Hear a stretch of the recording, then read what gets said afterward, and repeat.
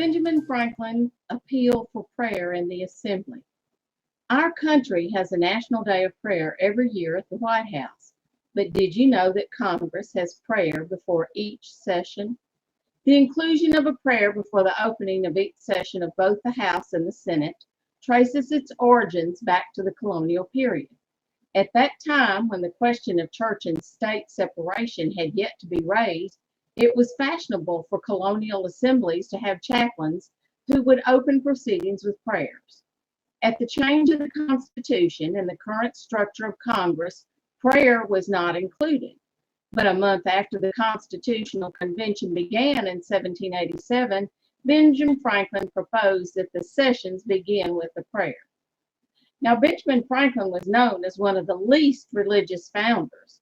He has been labeled as a deist, one who sees God as creator, but who doesn't believe he interacts with his creation.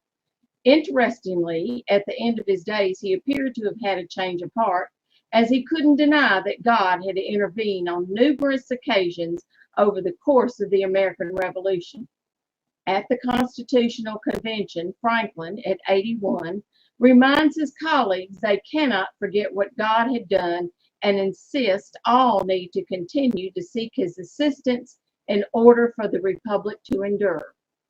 He proposed they make it a policy to open sessions in prayer, a practice that still continues today. Here is the letter he wrote.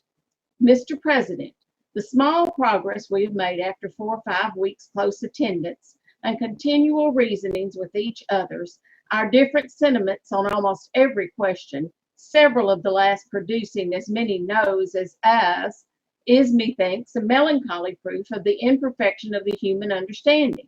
We indeed seem to feel our own want of political wisdom. Some we have been running about in search of it.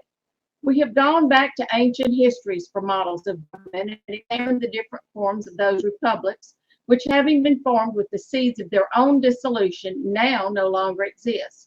And we have viewed modern states all around Europe, but find none of their constitutions suitable to our circumstances.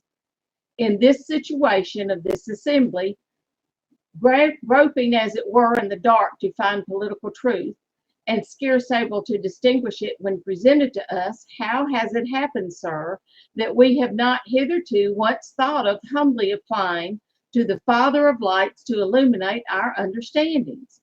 In the beginning of the contest with Great Britain, when we were sensible of danger, we had daily prayer in this room for the divine protections. Our prayers, sir, were heard, and they were graciously answered. All of us who were engaged in the struggle must observe frequent instances of superintending providence in our favor. To that kind providence we owe this happy opportunity of consulting in peace on the means of establishing our future national felicity. And have we now forgotten that powerful friend? I have lived, sir, a long time, and the longer I live, the more convincing proofs I see of this truth, that God governs in the affairs of men. And if a sparrow cannot fall to the ground without his notice, is it probable that an empire can rise without his age? We have been assured, sir, in the sacred writings, that except the Lord build the house, they labor in vain that build it. I firmly believe this. And I also believe that without his concurring aid, we shall succeed in this political building no better than the builders of Babel. We shall be divided by our little partial local interests. Our projects will be confounded, and we ourselves shall become a reproach and a byword down to the future ages.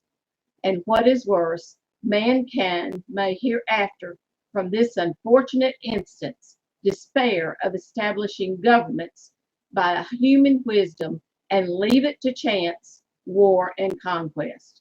I therefore beg to leave to move that henceforth prayers imploring the assistance of heaven and its blessings on our deliberations be held in this assembly every morning before we proceed to business, and that one or more of the clergy of the city be requested to officiate in that service.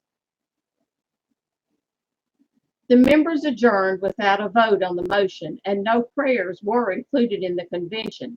But as it turns out, after the convention, and 9 days after the first Constitutional Congress convened with the quorum, April 9, 1789, they implemented Franklin's recommendations.